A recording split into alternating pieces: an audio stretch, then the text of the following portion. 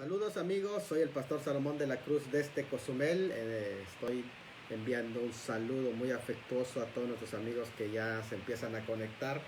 En esta ocasión vamos a tener el tema número 23 de una serie de 24 temas, que prácticamente estoy en el penúltimo tema, sobre las glosas del arrebatamiento de la iglesia, y este es el tema número 23, que se llama el harpazo. Usted sabe, habla del harpazo, es el arrebatamiento de la iglesia. Lo hemos explicado en otras anteriores lecciones, pero ahora en específico vamos a hablar de la manifestación de los hijos de Dios. No será la primera vez que lo hagamos. Ya en el último tema vamos a volver a retomar el tema de la manifestación de los hijos de Dios, pero en esta ocasión vamos a ubicar exactamente cuándo será la manifestación de los hijos de Dios. Eso es algo muy interesante, porque de pronto cuando se habla del arrebatamiento de la iglesia se confunde y de pronto alguien dice, a ver, la manifestación de los hijos de Dios, ¿cuándo va a ser? ¿Va a ser en el arrebatamiento o va a coincidir también con la Epifanía? Y pues hoy lo vamos a tocar el tema, y vamos a desglosarlo en dos textos de la palabra del Señor. Así que pues lo vamos a presentar. Este es el tema 23 para el programa de Torre Fuerte de Perú, con nuestro hermano Gesser. Él lo va a subir a su página y lo va a bajar de aquí de la página de nosotros para compartirlo en su página. Ustedes también pueden compartirlo. Es el tema del harpazo y la manifestación de los hijos de Dios. En dos textos lo vamos a analizar, lo vamos a detallar, y pueden interactuar también. O sea, vamos a hacerlo interactivo para que ustedes participen si hay preguntas y podamos entrar. Bueno, los dos pasajes que vamos a analizar son Colosenses 3:4 y Primera de Tesalonicenses 3:13. ¿Por qué vamos a hablar de la manifestación de los hijos de Dios? Porque es un tema que a veces cuando se va estudiando en las Sagradas Escrituras, de pronto dice, a ver, por fin, ¿cuándo se va a manifestar la iglesia o los hijos de Dios como tal? Y este es un tema en discusión no solamente en los círculos escatológicos, pero a veces hay creyentes que cuando lo leen dicen, a ver, ¿este pasaje se refiere al arrebatamiento de la iglesia o se refiere a la manifestación gloriosa? Así que vamos a analizarlo. Entremos en el pasaje. Son dos pasajes, repito, Colosenses 3:4, Primera de Tesalonicenses 3:13. Colosenses 3:4 dice, cuando Cristo nuestra vida se manifieste, entonces nosotros también seremos manifestados con Él en gloria. Eso es lo que dice el apóstol Pablo. Y en Tesalonicenses, 1 Tesalonicenses 3:13, que también es otro pasaje anterior escrito, anterior es 1 Tesalonicenses capítulo 3, versículo 13, dice el apóstol Pablo, para que sean afirmados vuestros corazones irreprensibles en santidad delante de Dios nuestro Padre en la venida de nuestro Señor Jesucristo con todos sus santos. Y aquí vamos a analizar cuándo es que va a venir el Señor Jesucristo con todos sus santos, como ahí lo menciona en 1 Tesalonicenses 3:13. Son dos pasajes que vamos a ir profundizando para analizar. Pero es importante, antes que nada, entender que una cosa es la manifestación de Cristo a su iglesia, a los hijos de Dios, a su pueblo. Él se va a manifestar en gracia para salvarlos. Y otra cosa muy diferente es su manifestación o su epifanía con relación al mundo. Esto es algo que debemos de tener en cuenta, porque no es lo mismo ni va a tener los mismos propósitos. La manifestación del Señor Jesucristo para la iglesia es para salvación, en tanto la manifestación del Señor Jesucristo para el mundo es de juicio, y con relación a Israel también. Entonces es para cumplir el reino, establecimiento del reino mesiánico.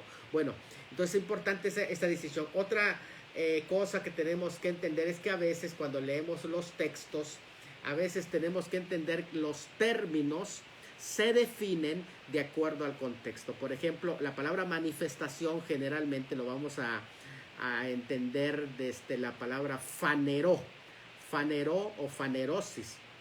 Es una palabra que quiere decir manifestación. Y a veces se refiere a su manifestación para la iglesia, es decir, en el arrebatamiento. Y a veces se refiere a su manifestación para el mundo. ¿Qué es lo que define a qué se refiere? Pues el contexto de lo que Pablo está hablando. O sea, no son términos que de alguna manera son exclusivos, como por ejemplo el término epifanía. El término epifanía tiene dos connotaciones. Una de la connotación fue su primera venida, cuando se encarnó. Eso lo dice Tito 2, capítulo 2, cuando habla de que él se manifestó y se dio a conocer al mundo. Dice, los temas que se exponen allá, dice mi amigo José Gómez, son de mucho interés. Gracias por bendecir nuestras vidas con tu ponencia, amigo. Dios te siga usando y bendiciendo. Te mando un abrazo hasta el Espinal. Saludos allá a tu familia. Saben que los quiero, son mi familia también. Y muchas bendiciones. Gracias por tus palabras de ánimo, amigo Che Gómez. Y la hermana Brenda Betsabé también dice bendiciones. Pues estamos hablando, hermana Brenda, de lo que es el harpazo y la manifestación de los hijos de Dios. ¿Por qué tocamos el tema de la manifestación de los hijos de Dios? Porque de pronto alguien dice, a ver, ¿cuándo va a ser la manifestación de los hijos de Dios? ¿Va a ser en el arrebatamiento o va a ser en el harpazo? Y hay dos textos que vamos a discutir. Por eso les decía que para entender si se refiere al rapto o se refiere a la segunda venida, tendremos que ir al contexto. Por allá nuestro hermano Héctor Rubén Briceño dice, bendiciones, pastores de Mérida. Ya es pieza clave aquí en las transmisiones también nuestro hermano Héctor. Saludos hasta la Blanca Mérida, preciosa, ¿verdad? Bueno, pues a lo mejor nos veamos pronto por allá, pastor, si Dios quiere. Pero estamos hablando de este tema porque es un tema central, es un tema que creo que no admite discusión, sino que es un tema en el que nosotros tenemos que estar bien centrados. Y vamos a hablar de la manifestación. Entonces, por fin, ¿cuándo va a ser la manifestación de los hijos de Dios al que refiere el pasaje? Bueno, pues así estamos diciendo que aunque el término manifestación se usa tanto para el arrebatamiento como para la segunda venida, pues de alguna manera podemos hacer la distinción, porque hay un momento cuando Él se manifieste para venir a buscar a sus santos y otro momento cuando Él se manifieste para presentar a sus santos, con todos sus santos. Así que lo vamos a estar analizando cuando Él se manifieste para sus santos, porque habrá en ese momento del arrebatamiento una manifestación de Cristo. Habrá resurrección, transformación, salvación, recompensa y traslado a la casa del Padre. Pero cuando Él se manifieste para el mundo, habrá juicio y en ese momento también habrá una exaltación de los hijos de Dios. Y lo vamos a entender hoy cuando estudiemos Colosenses capítulo 3. Ustedes se van a dar cuenta de lo que Pablo, que es un autor que en todas sus cartas habla de la segunda venida de Cristo, en Colosenses también, porque algunos dirán, pues no he visto en Colosenses que hable de la segunda venida de Cristo. Pues hoy lo vamos a ver, aunque solo mencionaremos uno, el caso de Colosenses capítulo 3 versículo 4. Bueno, ¿qué dice el apóstol Pablo respecto a la manifestación de los hijos de Dios? ¿Cuándo va a tener lugar la manifestación de los hijos de Dios? Si nosotros entendemos esto, vamos a lograr interpretar varios textos que a veces se nos hacen difícil, pero cuando entendamos cuándo y en qué momento es la manifestación de los hijos de Dios, pues vamos a ampliar nuestro panorama también sobre la interpretación de los textos que se refieren al rapto y las que se refieren a la segunda venida. Bendiciones, Pastor Salomón, dice nuestro hermano Ronald Conrado desde Guatemala, acuérdense. Y dice el tema, en muchas iglesias ni se habla de estos temas, y en verdad son muy confortables, porque el apóstol Pablo dice que nos consolemos con la promesa del regreso de Cristo. Saludos desde el Río Dulce, Izabal, Guatemala. Saludos para allá, para mi hermano Ronald Conrado. Claro que sí, este es un tema muy... De hecho, el apóstol Pablo, vuelvo a reiterar, en todas sus cartas lo toca. Cuando yo toque 1 Tesalonicenses 3:13, vamos a hablar de cómo Él los toca la segunda venida y el rapto de la iglesia en todos sus capítulos de la primera epístola de Primera de Tesalonicenses. Vamos, aquí en esta epístola, vamos a Colosenses. El libro de Colosenses, Pablo lo escribe, pues prácticamente con un amanuense. ¿Quién era su amanuense o secretario? Así se le llama al que le escribía, porque Pablo ya no veía. De hecho, ya desde que escribía a los Corintios, dice que tenía un aguijón en la carne, que los ojos, y luego también escribe y dice: mirad con cuán grandes letras os escribo. Fueron sus últimos escritos, pero Colosenses ya fueron de los 3 últimos que escribió en Roma, en una cárcel domiciliaria, y lo escribe con su secretario, un amanuense, que prácticamente en el versículo 1 dice que era Timoteo. Si ustedes leen Colosenses 1:1, para los cristianos de la ciudad de Colosa les dirige esta carta una iglesia conocida que de alguna manera conoció el evangelio por medio de Epafras. Cuando Pablo visitó Efeso, cerca de esa localidad estaba Colosa, y hubo un convertido que se llamó Epafras. Llevó el mensaje a Colosas, y allí se establece la iglesia. Eso fue su tercer viaje misionero de Pablo. Epafras ahora se encuentra con Pablo en Roma, le comenta los problemas que estaba pasando, noticias de que la iglesia estaba peligrando, porque se entiende de acuerdo al contexto que había un personaje que estaba metiéndole ideas mezcladas. Escuchen esto, porque es interesantísimo lo que estaba pasando en Colosas, y por eso es que les va a hablar acerca de lo que les va a hablar Pablo. Un personaje que había mezclado el judaísmo con el paganismo, una mezcla de tal manera que cuando tú estudias Colosas dices: a ver, por fin, ¿cuál era el problema? ¿Era el judaísmo o era el paganismo de la gnosis? Bueno, eran ambos, porque este personaje había mezclado estas filosofías y había hecho todo un desastre con la doctrina, y se lo comentan a Pablo por Epafras, y entonces se escribe la carta Colosenses. La iglesia estaba enfrentando problemas con características muy propias de una iglesia con mezcla de judaísmo y paganismo, porque mira, aparentemente el judaísmo no concuerda con el paganismo, pero es todo lo contrario, Cuando esos se juntan, hacen un boom, caen en un misticismo tremendo. Se pueden distinguir incluso 3 subgrupos de esa mezcla. El primer subgrupo es un legalismo judaico, que les dice en el capítulo 2, 16 al 17, saben ustedes, hermanos, nadie les juzgue en comida, en bebida, en días festivos, en lunas nuevas que celebraban los judíos. Y él ataca el legalismo judaico que se había formado. Había también otro problema: la gnosis pagana. Había otro grupo que pertenecía a la gnosis, que incluso le daban culto a los ángeles, me hacen el favor, y tenían ciertas ideas allí muy raras, extrañas, las que estaban practicando esos colosos.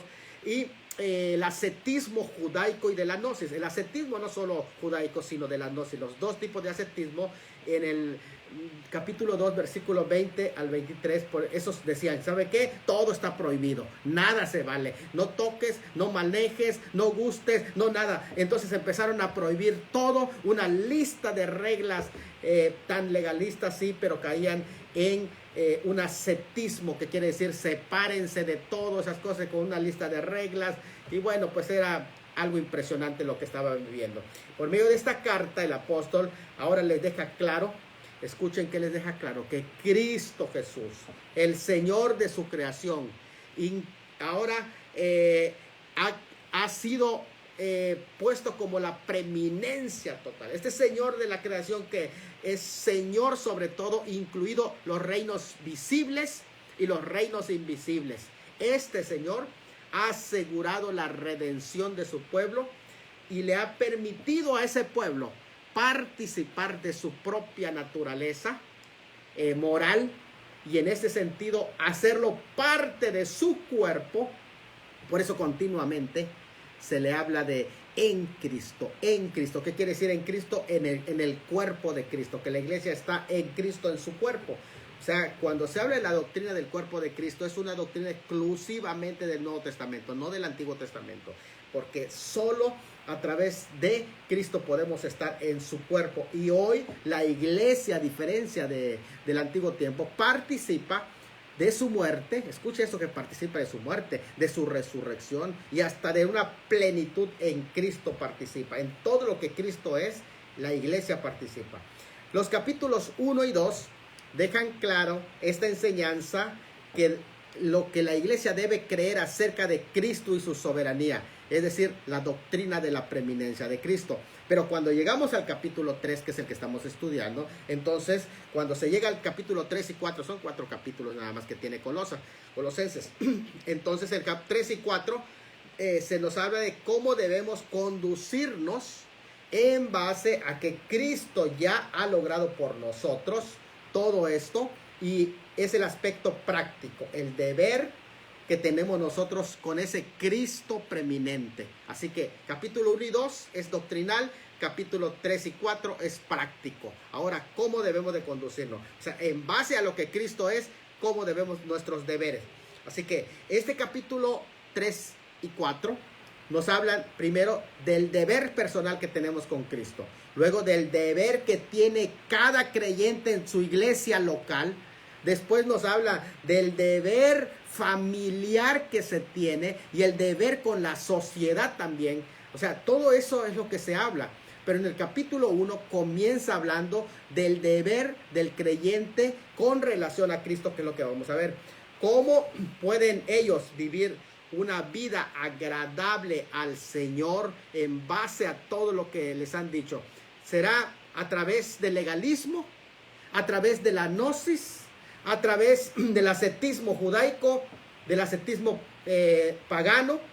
No, sino que lo único que tienen que hacer es que todo lo que Cristo logró, todo lo que Cristo hizo, todo lo que Cristo provee para nosotros es suficiente. Y eso lo va a reafirmar el apóstol en este capítulo 3. ¿Cómo pueden ellos vivir agradando al Señor? Entonces, a continuación, el apóstol provee prácticamente una analogía, es decir, una comparación. Es importante que entendamos esto, qué es lo que está haciendo. Está proveyendo una comparación de nuestra vida eterna con lo que resulta ser nuestra identificación con Cristo. Aunque la analogía también es con relación al bautismo, porque en el bautismo nos identificamos con Cristo en su muerte, sepultura y resurrección. Y también en esta analogía va a mostrar cómo es la vida cristiana y cómo obtener todo esto que ahora tenemos en Cristo, en su cuerpo.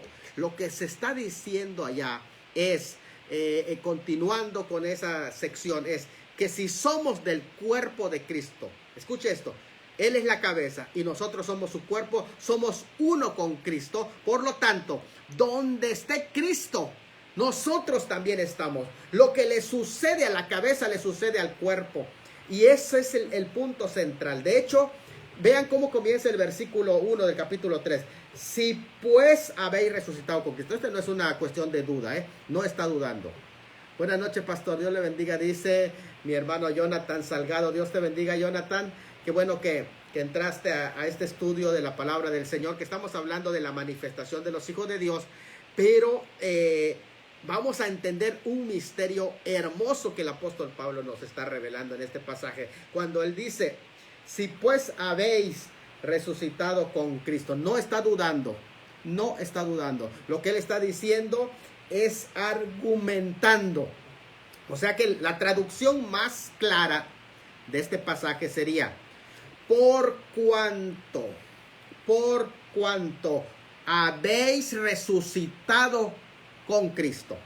Así que lo que él está diciendo es, bueno, vamos a ver cuál es el resultado de haber resucitado con Cristo. Aunque seguimos en la tierra, debemos cultivar formas celestiales, porque estamos en Cristo por la fe. Y cuando digo que estamos en Cristo, estamos en su cuerpo, cosa que no podían decir en el Antiguo Testamento. Por eso hay una diferencia grande entre Israel y la iglesia. ¿Saben cuál es?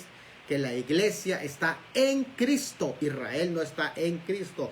La iglesia es el cuerpo de Cristo. Bueno, estoy hablando del Israel carnal, natural, sin haber recibido a Cristo. Pero el Israel que haya recibido a Cristo se le llama en la Biblia el Israel espiritual y es parte del cuerpo de Cristo porque está en Cristo y por lo tanto pertenece al mismo cuerpo.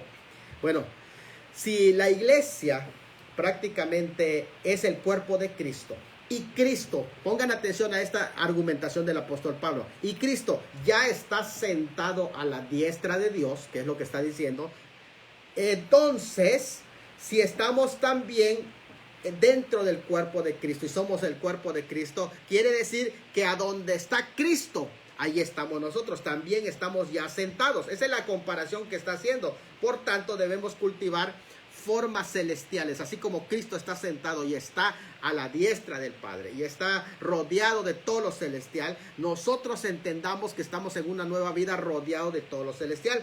Vivimos como ciudadanos del cielo aquí sobre la tierra. Estamos aquí, nuestros pies están sobre la tierra, pero estamos moviéndonos en el ámbito celestial. Aunque es posible que esta analogía, he dicho, se refiera al bautismo, porque recuerden que en el bautismo nos identificamos con muerte, sepultura y resurrección de Cristo. Pero igual es una referencia a la vida espiritual que resulta de nuestra unión con Cristo como parte de su cuerpo. Así que vamos a analizar estos pasajes desde el versículo 1 hasta el 4 para que entendamos bien y captemos qué es esa manifestación de los hijos de Dios que está hablando Colosenses 3:4. Bueno, vamos al 1. Dice, Él resucitó y nosotros ya hemos resucitado. ¿Cuándo? Hace 2000 años. Ahora, Pablo no está negando la futura resurrección. En esta analogía de la vida espiritual, está hablando de una resurrección espiritual sin negar la futura resurrección física. Pero dice, si pues habéis resucitado con Cristo, buscad las cosas de arriba donde está Cristo sentado a la diestra de Dios. Aquí el párrafo está guardando una relación con el último párrafo del capítulo 2. Que comienza en el versículo 20. Ahí comienza el último párrafo del capítulo 2. 2:20. ¿Qué dice el 2:20? Dice, si pues habéis muerto en cuanto a los rudimientos de este siglo. Ahora es porque está hablando de su muerte. Luego habla de la resurrección. Así que es un paralelo que está demostrado. Sí pues, solo que el énfasis aquí en el 2:20 es negativo y aquí en la resurrección es positivo, porque en la vida cristiana hay cosas positivas y hay cosas negativas, en el sentido de las cosas positivas las que tenemos que hacer, las negativas las que tenemos que dejar, las que han muerto, esas son las negativas, y las que tomamos con la nueva vida son las positivas. Por la identificación de su muerte, ¿qué hacemos? Nos desconectamos del mundo, del hombre, del humano, del hombre carnal, de la religión humana, de la sabiduría humana. Y ahora nos identificamos con Cristo. Y en esa identificación con su resurrección vienen los aspectos positivos. Nos ponemos ahora en contacto en el mundo de Dios, rodeado de las cosas celestiales, y tomamos decisiones ya de las cosas celestiales. Luego encontramos en el versículo 2, Él ascendió y está sentado a la diestra de Dios y nosotros estamos sentados con Él. Eso está en el versículo porque dice, si puedes haber resucitado con Cristo, buscad las cosas de arriba donde está Cristo sentado a la diestra de Dios. ¿Dónde está Cristo ahora sentado a la diestra de Dios? Y si nosotros somos su cuerpo, mi pregunta es, ¿y nosotros dónde estamos? Bueno, nosotros que somos el cuerpo de Cristo ya estamos sentados también y rodeados de las cosas celestiales porque somos el cuerpo de Cristo. En esta analogía o comparación es muy hermosa. Se está diciendo que nosotros debemos de buscar cotidianamente entonces las cosas de arriba. Así como Cristo fue arrebatado al cielo, así todo verdadero cristiano que ha resucitado ya ha sido arrebatado espiritualmente hablando, como una comparación a la posición legal de arriba. Es decir, usted es de arriba, no es de abajo. Eso es lo que te está diciendo Pablo. Somos de arriba, no somos de aquí. Y eso no debe de olvidarnos nunca. En tercer lugar, si estamos sentados arriba, debemos ver las cosas que están arriba, no las cosas que están abajo. ¿Qué dice el versículo 2? Dice de esta manera, Poned la mira en las cosas de arriba y no en las de la tierra. ¿Por qué? Porque estamos rodeados de las cosas de arriba. Está haciendo una referencia que ahora nuestro impulso, el impulso que tenemos y nuestras disposiciones internas tienen que poner todo el énfasis a las cosas de arriba. O sea, nuestra prioridad, mi amigo, mi hermano, debe ser la vida espiritual.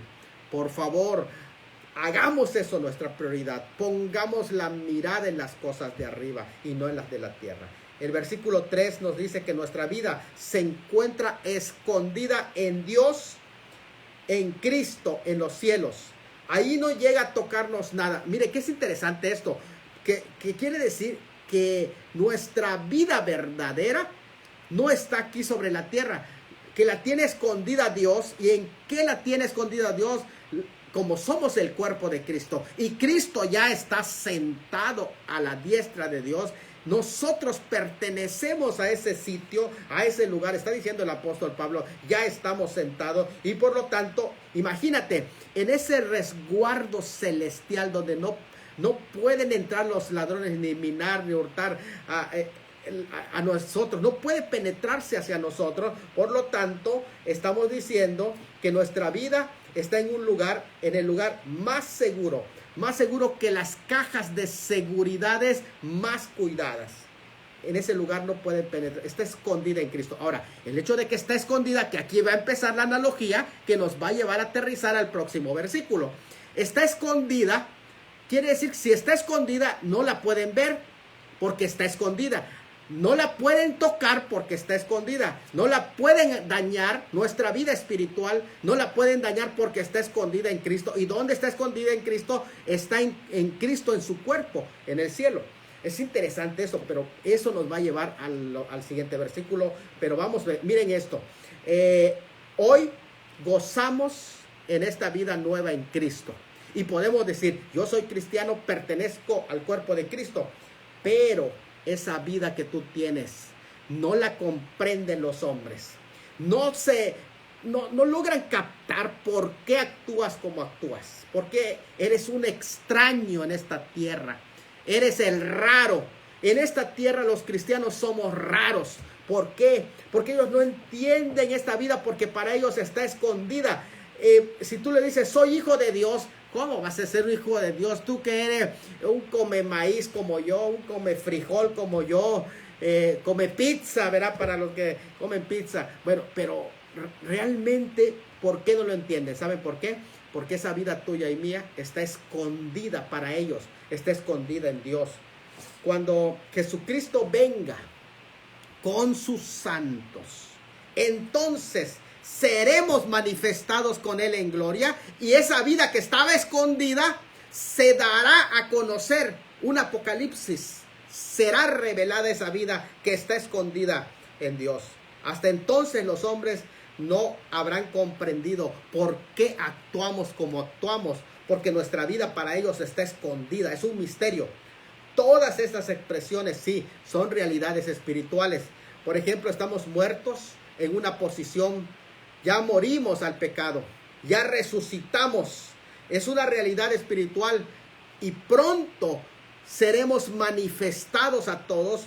Y es el momento de la manifestación que es el que queremos saber. ¿A qué se refiere entonces la manifestación de los hijos de Dios? En el próximo versículo, que es el 4, dice así: que cuando sea la segunda venida en gloria, cuando Él se manifieste al mundo, versículo 4, también nosotros vamos a ser manifestados. ¿Por qué? Porque somos su cuerpo y Él no puede venir solo como cabeza, sino viene su cuerpo. Entonces la segunda venida es la venida de Cristo, pero con su cuerpo, para manifestarse por completo. Es una cosa impresionante lo que está diciendo este pasaje. La segunda venida es un tema que es inefable, infaltable en las epístolas de Pablo. Es mencionado aquí porque Dios no solo nos da vida, sino que nos provee seguridad y nos da esperanza. ¿Cuál es la esperanza? La segunda venida, cuando Él se manifieste. Entonces, esa vida mía que está escondida en Cristo va a ser manifestada. De hecho, que debemos de hacer para que cuando ese día llegue podamos estar preparados para ser manifestados? ¿Qué debemos de hacer? Bueno, todo el resto de la epístola, de Tesalonicenses capítulo 3 y 4, todo ese resto nos dice lo que tenemos que hacer para que ese día nosotros que tenemos nuestra vida escondida en Cristo en su cuerpo, nos manifestemos juntamente con Él. De hecho, aquí lo vamos a ver. Hay dos formas de entender este pasaje que vamos a leer que mantienen la interpretación con el resto de las enseñanzas del apóstol sobre el tema de la segunda venida de Cristo, como le dije, que es la esperanza.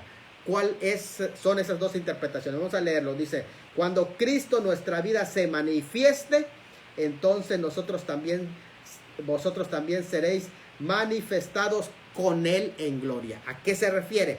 Bueno, hay dos formas de entenderlo. Número uno, están los que piensan o que interpretan que aquí la palabra manifestación, que es fanero, se refiere a la epifanía. La epifanía es cuando Cristo se manifiesta en gloria públicamente para el mundo, refiriéndose así a su manifestación al mundo.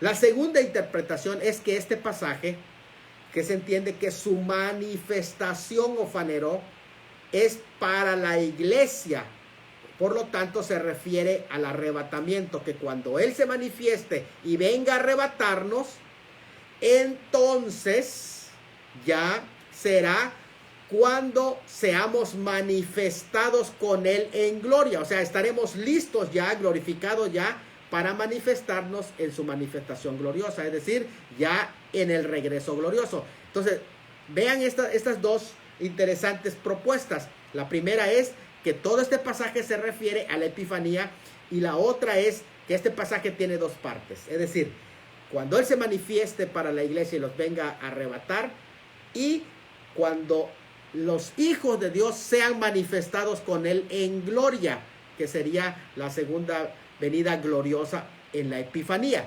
Son dos formas de interpretar este pasaje. Ahora, ambos tienen sentido y vamos a ver cómo poder entender exactamente. Mira, cualquiera de los dos es posible en este pasaje, pero si se refiere al rapto, la cláusula temporal, entonces seremos manifestados, lo que estaría indicando es que su manifestación a la iglesia si le sigue a su manifestación a la iglesia, le sigue su manifestación en gloria. Y entonces ahí tendríamos dos manifestaciones. Uno, cuando Él se manifieste para venir a buscarlos, a los suyos. Y dos, cuando esos suyos, que ya son transformados, sean manifestados en gloria en la epifanía, en el regreso glorioso. Entonces, ¿qué se está enseñando en realidad en este pasaje? En este pasaje se está enseñando que la vida, pues prácticamente cristiana, no será del todo perfecto aquí. Pero hay que esperar a ser cuando deje de estar nuestra vida escondida en Cristo y sea manifestado a todos los hombres en su regreso, cuando todos puedan ver esa vida, que ahorita no te entienden, que ahora tú dices que eres hijo de Dios, pero pues simplemente ven solo tus errores. Pero en realidad tú sí eres hijo de Dios. Pero ¿qué está pasando? Que esa vida está escondida en Cristo y necesita mantenerse en santidad para que esa vida escondida en Cristo un día también pueda manifestarse. Mire, el mundo no puede ver ahora la vida de un príncipe celestial, heredero de todas las riquezas de Dios, pero que es nada más y que un empleado o un mendigo harapiento como Lázaro. A lo mejor no lo pueden ver, no pueden ver en una pobre viuda, ni en una vieja de piel arrugada por los años y por los sufrimientos.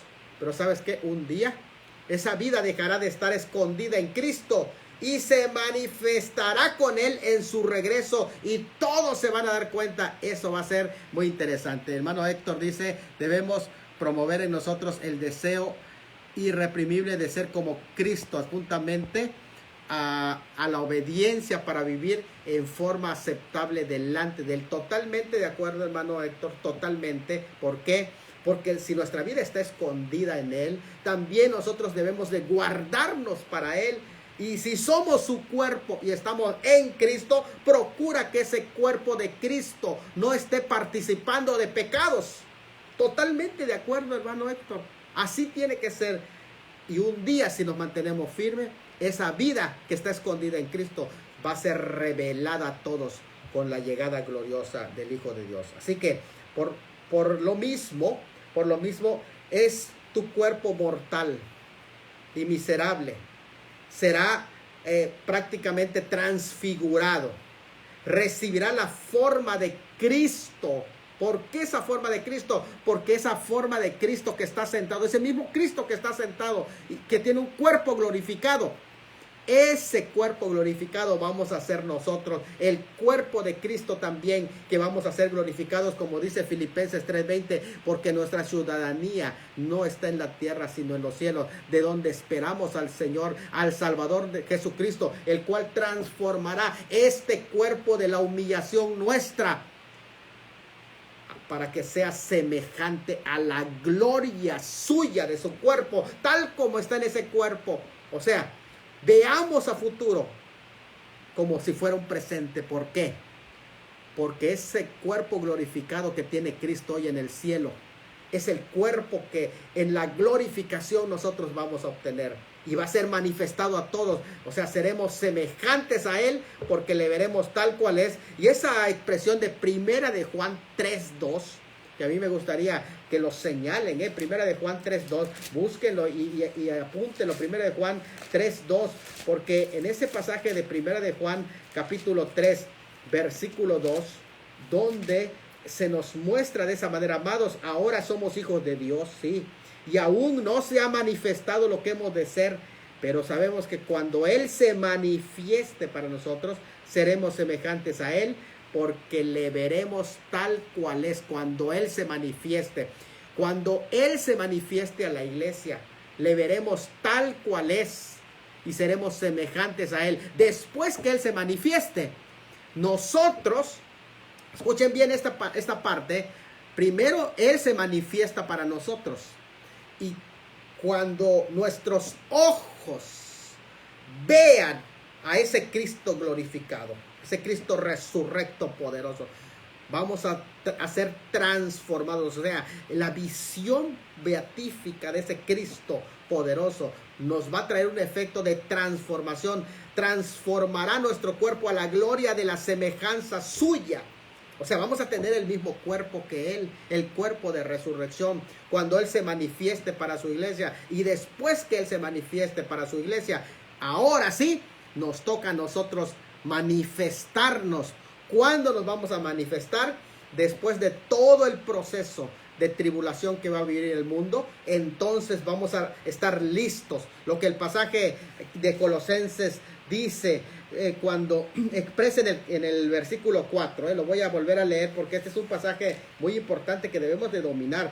Cuando Cristo vuestra vida se manifieste, el arrebatamiento, entonces vosotros, y el entonces que aparece allá está diciendo, ustedes ya, una vez que presencien la manifestación de Cristo en sus vidas, con el rapto, ustedes ya tendrán un cuerpo glorificado. Y ya entonces estarán listos para la epifanía, para regresar con Cristo, porque dice, entonces seréis ya, están listos para ser manifestados con Él en gloria. Es muy claro que aquí fanerotei habla de la manifestación, es una referencia a su segunda venida como para la iglesia, pero deja una total incertidumbre en respecto al tiempo, porque dice, cuando Él se manifieste. ¿Y cuándo va a suceder? Aquí deja la incertidumbre, que es la doctrina de la inminencia. ¿Cuándo? En cualquier momento. ¿Cuándo? Cuando Él se manifieste. Pero ¿cuándo Él se manifieste? En cualquier momento. La incertidumbre es esperanza. Aquí la incertidumbre no es duda. Aquí la incertidumbre es esperanza, expectación. Es estar atento porque puede ser en cualquier momento. Cuando Él se manifieste es esperanza, expectación respecto al tiempo en que puede tener lugar en cualquier momento. Pero especifica, sin embargo, a través de la frase, cuando nosotros seamos manifestados, entonces seréis manifestados con Él en gloria. Miren, primero Él se manifiesta para la iglesia. Después que se ha manifestado para la iglesia, vino a buscar su cuerpo. Entonces, aquí no presenta los eventos que hay, pero ustedes ya los conocen. Pero después de eso, entonces la iglesia estará listo ya para regresar a la tierra y seremos manifestados con Él. Primero Él se manifiesta para la iglesia solo. Véanlo allá, en ese pasaje. Y después seremos manifestados con Él. O sea, así como Él tuvo su manifestación, nosotros vamos a tener en la vuelta de Cristo, en la Epifanía, nosotros también nos vamos a manifestar con Él. Ahí lo dice.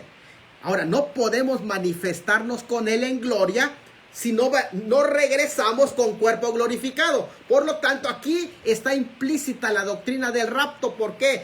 Porque tú no te puedes manifestar con Cristo descendiendo en gloria si primero no eres arrebatado. Por lo tanto, este pasaje, vean bien que la primera manifestación de Cristo es por su pueblo. Entonces, esto es impresionante lo que este pasaje nos está dando. Ahora, ¿qué les parece? Si no hay preguntas, abrimos espacio para preguntas, porque acuérdense que así lo estamos haciendo. Abrimos espacio para preguntas de este pasaje. Si hay preguntas, adelante, mis hermanos. Si no hay preguntas, pues avanzamos en el otro pasaje que vamos a considerar. Entonces, ¿cuándo realmente será la manifestación de los hijos de Dios? En la Epifanía. Pero para que suceda la Epifanía, para que los hijos de Dios se puedan manifestar, es necesario que Cristo se manifieste a ellos, los lleve en el arrebatamiento, los transforme, los recompense y pase todos los eventos que tienen que pasar en la casa del Padre y regresen para manifestarse con Él en gloria, en doxa. Es la palabra ya, quiere decir con resplandor. Y eso es la Epifanía, es la manifestación gloriosa. No es el rapto. El rapto es cuando Él se manifieste para buscar a su pueblo. En la Epifanía no solo se va a manifestar Cristo, nos vamos a manifestar también nosotros con Él, porque esa es la manifestación de los hijos de Dios, la segunda venida. Así que alguien me dice, a ver, ¿qué esperan ustedes? Esperamos el rapto, pero también esperamos la segunda venida, porque la segunda venida será cuando nosotros seamos manifestados con Cristo en gloria. Eso es importante que lo entendamos, y con esto en mente, cuando tú leas los pasajes se va a abrir completamente el panorama espiritual, ¿verdad? Muy bien, entonces se abre el espacio para preguntas, y si ya no hay preguntas sobre este texto de Colosenses capítulo 3, versículo 4, que yo lo veo excelente, ese texto explicado muy bien, pasamos a 1 Tesalonicenses 3:13. ¿No hay entonces, hermano? ¿No hay preguntas sobre Colosenses 3:4? Nos vamos pues a 1 Tesalonicenses capítulo 3, versículo 13, que dice de la siguiente manera: para que sean afirmados vuestros corazones, irreprensibles en santidad, delante de Dios nuestro Padre, en la venida de nuestro Señor Jesucristo, con todos sus santos. Hombre, este es un pasaje súper especial, y lo vamos a ir analizando, porque pues a mí me interesa que nosotros comprendamos. De hecho, ya ustedes saben que 1 Tesalonicenses de por sí, de hecho 1 Tesalonicenses es escrito antes que Colosenses, desde el año 53, ya el segundo viaje misionero, ya se escribe Tesalonicenses, y este pasaje es muy interesante. ¿Por qué es muy interesante? Porque está en Tesalonicenses. Tesalonicenses, en cada capítulo el apóstol Pablo se luce tocando el tema de la segunda venida de Cristo. Y cuando hablo de la segunda venida de Cristo, me estoy refiriendo tanto a su venida con relación a la iglesia, como a su venida con relación al mundo. Hermano Ronald dice una pregunta ahí, pastor: ¿qué haremos luego de la manifestación de Cristo? Es decir, ¿cuál será nuestra función? Muy bien. La manifestación de Cristo es cuando Él viene a manifestarse para la iglesia. En Colosenses capítulo 3, 4 que leímos. Viene por su iglesia, nos transforma, nos lleva a la casa del Padre. Somos recompensados, nos lleva a la casa del Padre, rodeamos al Cordero, en tanto están los juicios sobre la tierra. Después de ese periodo de juicio que se llama la gran tribulación en la tierra, y nosotros allá arriba adorando a Dios y siendo testigos, porque vamos a estar diciendo, digno es el Cordero, porque con tu sangre nos has redimido para Dios. Vamos a estar allá arriba diciendo. Luego de eso, bajamos, Él se manifiesta al mundo juntamente con nosotros, y vamos a reinar con Cristo sobre la tierra. ¿Por qué sobre la tierra? Estoy diciendo sobre la tierra, porque no en la tierra, porque en la tierra van a estar los milenialistas que entren al milenio con cuerpo natural, pero nosotros ya tendremos cuerpo glorificado y estaremos reinando en la Nueva Jerusalén, que es la ciudad cuadrada, la ciudad que menciona Apocalipsis, donde estaremos sirviendo a Dios como un reino de sacerdotes, es decir, al servicio de Dios, trayendo las oraciones como lo hacen también los ángeles, y vamos a tener funciones de gobierno también. Eso es a grandes rasgos lo que va a suceder, mi hermano Ronald. Hermano Joy Salgado dice, de gran bendición, pastor, hay muchísimas cosas que con solo leer no pudiéramos entender, y gracias a Dios que usted es el medio para conocer más a fondo de estos temas. Gracias, mi hermano. En este caso es muy interesante ver cómo en un versículo, hermano Joyce, en un versículo encontramos el rapto, que es su manifestación a la iglesia, y encontramos la epifanía, que es la segunda venida en gloria. Pero aclaro, estas son dos etapas del mismo programa que se llama la segunda venida. ¿Por qué se le llama segunda venida? Porque el programa es su venida como rey. Su venida como rey. ¿Por qué su venida como rey? Porque la primera venida fue su venida como cordero, como siervo. La segunda venida es como león porque habla de su capacidad real. La primera venida fue como cordero, fue como siervo para morir, y ahora vendrá como rey, es decir, como león. Comienza con relación a la iglesia y luego con relación a Israel y al mundo. Eso es importante entender esta diferencia, pero en una viene por su pueblo y en otro viene con su pueblo. Y eso es lo que vamos a ver precisamente en este momento del análisis que vamos a tener en el versículo que es 1 Tesalonicenses 3:13. Entonces entramos, y yo le estaba diciendo que Tesalonicenses, en cada capítulo Pablo habla el tema de la segunda venida e incluso el tema del rapto. Por ejemplo, en el capítulo 1, versículo 10, dice así, de 1 Tesalonicenses 1:10, dice, y esperar de los cielos a su Hijo, el cual resucitó de los muertos, a Jesús, que nos libra de la ira venidera.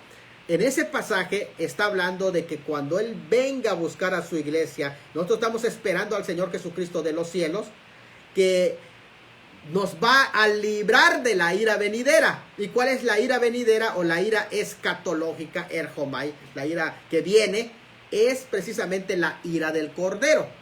Él viene a librarnos de esa ira del Cordero para que estemos de pie delante del trono de Dios. Ese es el primer pasaje. En el capítulo 2 también se nos menciona del rapto.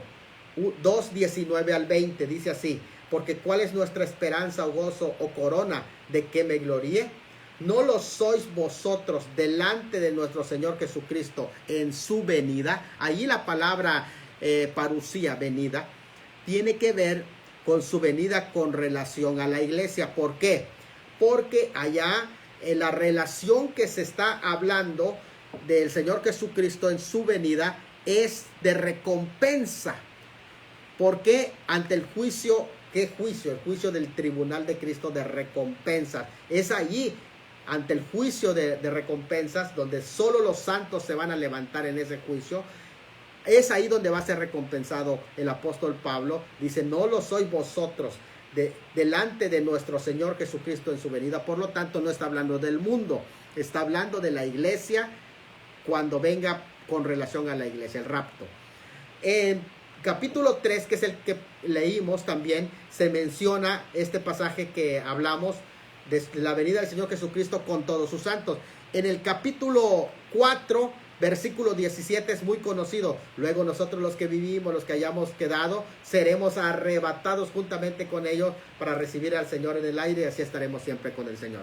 Vean, también se habla del rapto. Y en el capítulo 5 también se habla del rapto, porque dice, porque vosotros sabéis perfectamente que el día del Señor viene como ladrón en la noche. Y bueno, pues ya viene toda la lista que allá aparece, y de hecho dice allá que Él viene también para librarnos, porque no nos ha puesto Dios para ira, sino para alcanzar salvación. Y ahí la palabra salvación es el rapto, porque vamos a ser salvados de ese desastre que se avecina sobre el mundo. Entonces vemos que en todos los capítulos de 1 Tesalonicenses nos habla del rapto de la iglesia o de la segunda venida. Pero estoy en el capítulo 3 y a mí me gustaría que captemos esta frase que habla ese capítulo 3 de Tesalonicenses 3, 1 Tesalonicenses 3, 12 y 13. Y el Señor os haga crecer y abundar en amor, unos para con otros y para con todos, como también lo hacemos nosotros para con vosotros, para que seáis afirmados vuestros corazones irreprensibles en santidad delante de Dios nuestro Padre, en la venida de nuestro Señor Jesucristo, con todos sus santos. Y aquí viene un tema muy, pero muy interesante, porque uno pregunta, a ver, por fin, si Él va a venir con todos sus santos, ¿qué es lo que está diciendo? ¿Vamos nosotros los cristianos a esperar al Señor Jesucristo que venga con todos sus santos? ¿A qué santos está haciendo referencia? ¿Dónde van a aparecer esos santos? ¿Serán los ángeles? Bueno, en este pasaje realmente no nos está diciendo que esperemos a los santos y que los santos van a venir con Cristo en el arrebatamiento o en la segunda venida. ¿Qué está diciendo el pasaje? ¿Los santos ángeles? Bueno, para hablar de esa espera de la venida del Señor Jesucristo en el rapto, está 1 Tesalonicenses 1:10, donde se dice que esperar de los cielos al Señor. ¿A quién esperamos? Al Señor, no a los santos. Esperamos al Señor. Entonces, donde se dice que el propósito de su venida por la iglesia es para librarnos de la ira escatológica. Bueno, pues aquí viene la pregunta, porque este es un pasaje muy precioso. La frase clave aquí es donde dice con todos sus santos. Él va a venir con todos sus santos, que es un tema muy discutido en la comunidad de traductores, pero en esta ocasión yo les voy a dar mi apreciación del versículo 13. Este versículo 13 debe de ser estudiado en contexto anterior, donde Pablo expresa su deseo de visitarlos y verlos reparar sus deficiencias, como lo dice en el versículo 10, cuando les dice, orando a causa de vosotros delante de nuestro Dios, orando de noche y de día, con gran insistencia, para que veamos vuestro rostro y completemos lo que falta de vuestra fe. Ahora, es importante ver que allí lo que le está diciendo es que él estaba orando para que el Señor haga crecer y abundar en amor a ellos. Ahora, en este versículo 13, les expresa el objetivo de esa visita y de esa oración. ¿Cuál era la oración? Para que sean consolados sus corazones irreprensibles en santidad, que es la santidad que hemos hablado antes. Ya nuestro hermano compartió algunas frases muy lindas, nuestro hermano de Mérida. No se dice nada de esperar a los santos, como si se refiriera a los santos ángeles, porque en este caso nosotros, la iglesia, estuviéramos esperando al Señor y a los santos ángeles. No se dice eso. El texto está hablando de mantenernos en santidad, porque debemos aparecer delante de Dios y el Padre escuchen esto, es importante que entendamos eso, en la parusía, es decir, en su venida, que la palabra ahí venida es parusía, que quiere decir presencia con. Eso significa parusía, presencia con. La palabra que traduce aquí venida significa presencia con. Es mencionado también en 2:19, en 4:15 y en 5:23. La parusía de nuestro Señor Jesucristo con todos sus santos. su aparición con todos sus santos. Debemos notar algunas cosas interesantes que a mí me gustaría hacer sobresaltar para que entendamos esto. Número 1, la parucía del Señor es su presencia, no es solo su venida, sino todo lo que dura su presencia. Eso es lo que es la venida del Señor Jesucristo. Espero que si ya regresó la transmisión, porque me están diciendo que se cortó. Bueno, ya estamos, no se ha cortado. Me dicen que se había cortado la transmisión. Pues ahí ténganos paciencia, nos dicen hasta dónde llegó para que podamos continuar. Pero estoy hablando de la parucía, ¿verdad? La parucía es su presencia con. Cuando decimos parucía, por ejemplo, la palabra ausencia. Fíjate, la palabra parucía es presencia. La palabra ausencia es aparucía. Aparucía, ¿qué quiere decir? La palabra a quiere decir no parucía, es la ausencia. Y parucía es presencia. Ahora, ¿qué es presencia? Es más que llegada. Porque cuando tú llegas, dice el hermano Ronald, está bien la transmisión, gracias hermano Ronald. Cuando tú llegas, eso se acaba la venida. Pero la palabra parucía no se acaba cuando llegas. Tu parucía es tu presencia dura. Aquí no se ha cortado, dice nuestro hermano Héctor. Gracias hermano Héctor por confirmar. La palabra parucía quiere decir tu presencia durante todo el tiempo en el que tú estás, hasta que te vas, hasta que te retiras. Eso es tu presencia. La palabra entonces parucía es presencia más que llegada. Llegada incluye a la parucía, pero parucía es más que solamente llegada. Es todo lo que dura tu presencia. Esto es importante porque entonces es un concepto lineal, no vertical. No es como la venida que es viene y se acabó. No, es lineal. Por lo tanto, la parucía es todo ese proceso de su venida. Así que tiene un inicio, tiene un desarrollo y tiene un final. Eso es la parucía. Tiene un inicio, un desarrollo y un final porque es algo lineal. No es algo vertical en el que vienes y se acabó. No, es presencia. En los diversos pasajes Pablo lo usa de un modo distinto para referirse ya al inicio de la parucía, ya al desarrollo o ya a su final. Por lo tanto, esto nos debe tener en cuenta que cuando lees tú la palabra venida y es la palabra parucía, debes de preguntarte a qué se está refiriendo. ¿Al inicio de esa parucía? ¿Al desarrollo de esa parucía? ¿O al final de esa parucía? Esto es importante entenderlo porque así es como es la segunda venida de Cristo. Tiene un inicio, tiene un desarrollo y tiene un final. ¿Ya entendemos ese concepto? Pues vamos a ver, número 2. Debido a lo anterior explicado, se debe definir el uso que se le está dando a la palabra parucía, presencia, en este pasaje. ¿A qué momento de la parucía está aludiendo este pasaje? Hay dos propuestas entre los estudiosos bíblicos y aún entre los dispensacionalistas acerca de a qué momento se está refiriendo este pasaje. Algunos sostienen que, bueno, ambas posiciones no son contradictorias. Dice Trinity Flores Altísimo, saludos desde Tijuana. Está congelada la imagen, solo se escucha. Qué lástima, verá, vamos a ver si se logra activar, pero no importa, hermano, no importa ya, si logran escuchar, es una bendición, ¿verdad? Esperamos que esto se nos pueda componer.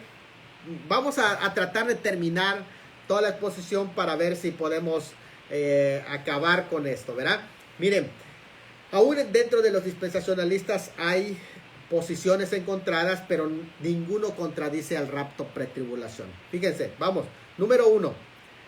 También dice Emi de Slim.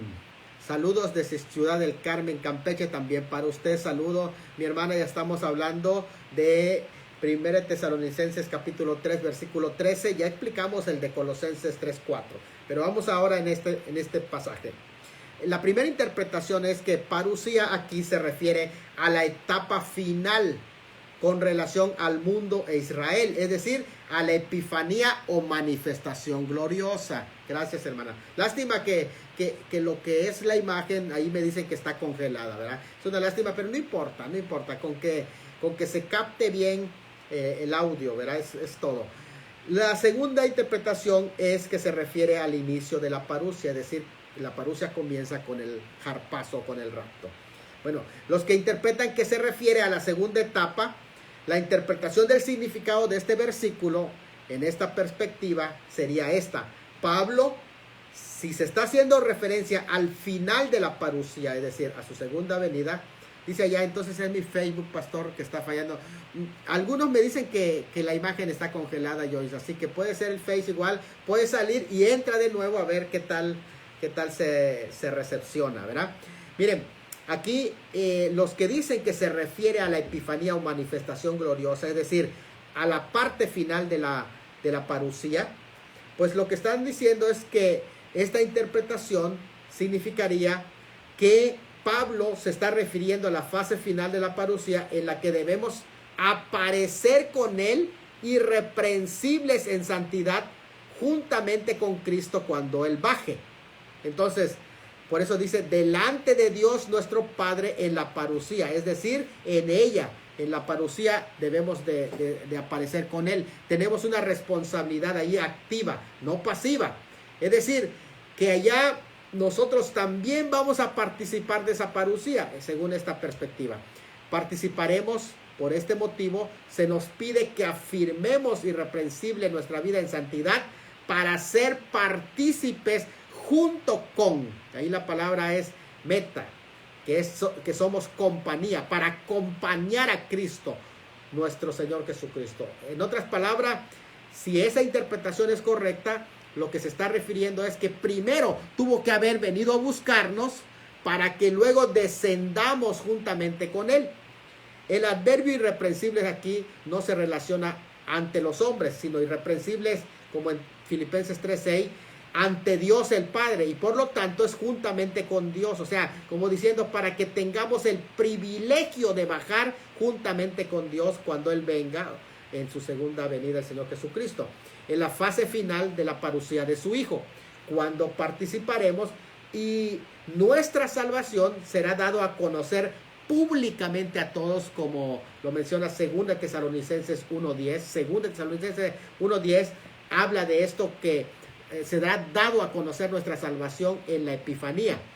En esta interpretación, los santos que vienen con él, que son mencionados allá, serían los que ha arrebatado previamente. Y entonces aquí cuando dice en la venida de nuestro Señor Jesucristo con todos sus santos, esos santos seríamos nosotros los que previamente habríamos sido arrebatados. Eso es una interpretación muy interesante y que en cierto momento también lo compartí. La segunda interpretación de este pasaje, cuando habla de con todos los santos, sería esta, que la parusía aquí se refiere al rapto o a la etapa inicial de la parusía con relación a la iglesia, es decir, el harpazo. Ahora, el apóstol, si fuera así, estaría orando por los creyentes y explica lo relacionado con la iglesia en su parusía, es decir, el inicio de ella, el harpazo de la parusía. ¿Por qué? Porque la otra parte sería con relación al mundo e Israel. Así que él está diciendo que debemos mantenernos irreprensibles y en santidad hasta ese momento cuando nos presentemos delante de Dios, que ve los corazones. Mismo espíritu de la exhortación juanina, de que permanezcamos cuando Él se manifieste, no nos alejemos de Él avergonzados en el juicio de los creyentes, en el juicio de obras, en el juicio bimá, que está en 1 de Juan 2:18. Ese mismo pasaje sería como su paralelo. Este contexto se compara con 1 Tesalonicenses 2:19, porque ¿cuál es nuestra esperanza o gozo o corona de que me gloríe? ¿No lo sois vosotros delante de nuestro Señor Jesucristo en su venida? Y que claramente ese pasaje de 1 Tesalonicenses se ve que se refiere al día en que Cristo vendrá por su iglesia, cuando Él dará las recompensas para su iglesia. Y eso está acorde con 1 de Corintios 3:13 al 15, 2 de Corintios 5:10, Filipenses 1:6. En este caso, los santos que vienen con Él serían los muertos en Cristo, O sea, todos los que han muerto en Cristo durante todo el periodo de la dispensación de la gracia vendrían con Él. Y ahí cuando dice que en la venida de nuestro Señor Jesucristo con todos sus santos, serían los santos que han partido y a ellos los va a traer para que suceda el arrebatamiento. Sería en ese caso ese pasaje, el anuncio de ese pasaje. Por lo tanto, esa es la misma enseñanza de 1 Tesalonicenses 4:13, que dice que cuando el Señor venga, va a venir los muertos en Cristo, los va a traer. Si creemos que Jesús murió y resucitó, así mismo traerá Dios con Jesús a los que durmieron en Él. Y esos santos serían a los que hace referencia. Ahora, ¿por qué creo que aquí todos los santos no se refiere a ángeles? Esto es importante. Esta frase que voy a discutir es muy importante. ¿Por qué no se refiere a ángeles? ¿Por qué en 1 Tesalonicenses 3:13 santos aquí son humanos? Esa es mi perspectiva, es mi óptica. ¿Por qué razón? Porque yo tengo 5 argumentos para creer que son humanos y no ángeles. El primer argumento es que desde el Antiguo Testamento la frase santos, sin especificar, óigalo bien, cuando se usa la frase y a sus santos sin especificar, se refiere a seres humanos. Por ejemplo, en Daniel 7:22 se dice que fue entregado el reino a los santos. Sin especificar que santos son humanos. Cuando especifica santos ángeles, entonces sí está hablando de los ángeles. Pero cuando no se especifica, se está refiriendo a los seres humanos. Y aquí no se especifica. Acá dice la venida de nuestro Señor Jesucristo por todos sus santos, o con todos sus santos. En 2 Tesalonicenses 1:7 y Marcos 8:38, al referirse a los santos ángeles o a los ángeles de su poder, los especifica claramente. No les llama santos a secas. De hecho, en Marcos se le llama santos ángeles, pero de ese modo nunca se le menciona a Pablo para decir santos sin mencionar a los ángeles. El apóstol habla de ángeles de su poder cuando van a mencionar a los ángeles, pero aquí realmente no se menciona ángeles. Es importante entenderlo. En tercer lugar, la inclusión de seres humanos en la frase con todos sus santos lo respalda el exégesis de otros pasajes del Nuevo Testamento, como Mateo 27:52 al 53, donde se habla de santos. Primera de Corintios 15:23 de la resurrección de los santos. Efesios 4:8 cuando se habla de los santos, edificación de los santos. Colosenses 3:4 cuando se menciona a los santos. Por lo tanto, esos se refieren a seres humanos. ¿Qué hace la acepción para decir que Jesucristo vendrá con todos sus santos? Se refiere a ángeles, si no especifica que son ángeles.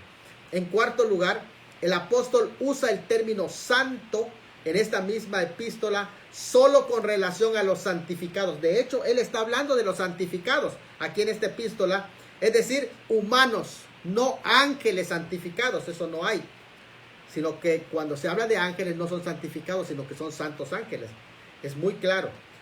En sus otras epístolas también usa el mismo sentido de santos, tanto en Romanos como en Corintios y en otros pasajes donde habla de los santos. Usted haga una lista y estudie cuando habla de los santos a quiénes se refiere. ¿A ángeles? No, se refiere precisamente a humanos. Por lo tanto, en este pasaje se está refiriendo a humanos. Así que cualquiera de las dos interpretaciones, si este pasaje se refiere a la epifanía de Cristo viniendo con esos santos humanos glorificados, o si sería la epifanía, su regreso, primero tuvo que venir a buscarlos y transformarlos y llevarlos con él. Pero si se está refiriendo aquí al harpazo, su venida con todos sus santos serían esos santos que fallecieron durante todo el periodo de la gracia. Así que note bien cómo este problema está muy claramente resuelto en estos pasajes que están hablando de el arrebatamiento de la iglesia. Por lo tanto, no hay donde perdernos, no hay donde confundirnos. Muy bien. Vamos a dar la última sección de preguntas. Inmediatamente después ya vamos a dar por concluido ya esta explicación que estamos hablando, la manifestación de los hijos de Dios. Dejo claro que Cristo se va a manifestar. Una cosa es la manifestación de Cristo a su iglesia y otra cosa es la manifestación de Cristo al mundo, cuando nosotros también seremos manifestados con Cristo al mundo para que sea revelado a todos quién es su verdadera iglesia y quién es su cuerpo, que está escondido en Cristo y que el mundo hoy no le puede conocer porque está escondido en Dios. Así que dejamos lugar entonces, a ver si hay preguntas. Dejamos lugar, pero si no hay preguntas, pues vamos a ir concluyendo. Entonces, a mí me gustaría que quede muy claro estos pasajes, porque a veces son pasajes con los que nos hemos tropezado y dice, a ver, esto nos rascamos la cabeza, ¿a qué se refiere? Se refiere al rapto, se refiere a la segunda venida de Cristo. Y ya vimos que la palabra parusía no solamente es venida, es presencia con. Esto es importante, ¿verdad? Pero aquí hemos visto también, hermanos, que todos los pasajes calzan con el arrebatamiento de la iglesia. Es una doctrina que no puede ser negociada, que no puede ser separada y que no puede ser confundida. Así que dejamos, si no hay preguntas, dice el hermano Ronald, más claro no lo podría encontrar en ningún otro lugar. Muchas gracias, pastor, Dios lo bendiga. Gracias, hermano Ronald. Le agradezco sus palabras y de verdad me siento satisfecho. ¿Por qué? Porque miren, alguien dijo allá, si cuando tú explicas algo lo logra entender tu abuelita, bueno, pues ponte por servido, porque sí lo explicaste bien, ¿no? Y yo creo que si ustedes, hermanos, entendieron, yo me doy por servido, porque esta es mi labor. No quisiera haber perdido tiempo, sino que sea un tiempo fructífero, un tiempo de mucha bendición para todos ustedes. Gracias. Entonces ya hemos visto dos pasajes que nos hablan de la manifestación de los hijos de Dios. Para que suceda la manifestación de los hijos de Dios, primero Él tiene que venir a buscar a sus santos. Así que la venida por sus santos es el rapto, y la venida con sus santos es la epifanía o su regreso glorioso. Eso es parte de la segunda venida.